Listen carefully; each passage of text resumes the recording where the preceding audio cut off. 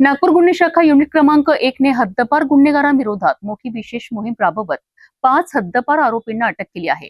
2 वर्षाकरिता नागपूर शहर आणि ग्रामीण हद्दीतून हद्दपार करण्यात आलेले हे आरोपी कोणतीही परवानगी न घेता पुन्हा प्रतिबंधित क्षेत्रात राहत असल्याचे आढळून आले आहे। प्रतापनगर आणि बजाजनगर परिसरात पहाटेपासून राबविण्यात आलेल्या या कारवाईत 5ही आरोपींना अटक करून संबंधित पोलीस ठाण्यांच्या ताब्यात देण्यात आले आहे।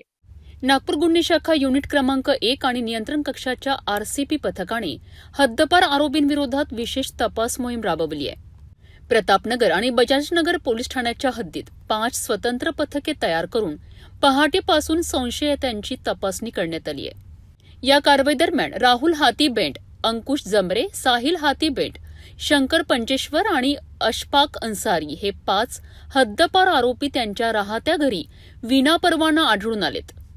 या सर्व आरोपींना यापूर्वी 2 वर्षांकरिता नागपूर शहर आणि ग्रामीण हद्दीतून हद्दपार करण्यात आले होते।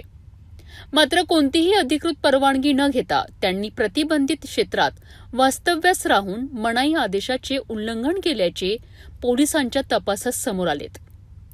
यानंतर प्रतापनगर आणि बजाजनगर पोलीस ठाण्यात महाराष्ट्र पोलीस कायद्याच्या कलम 142 अन्वये गुन्हे दाखल करून आरोपींना अटक करण्यात आली असून पुढील तपास सुरू आहे।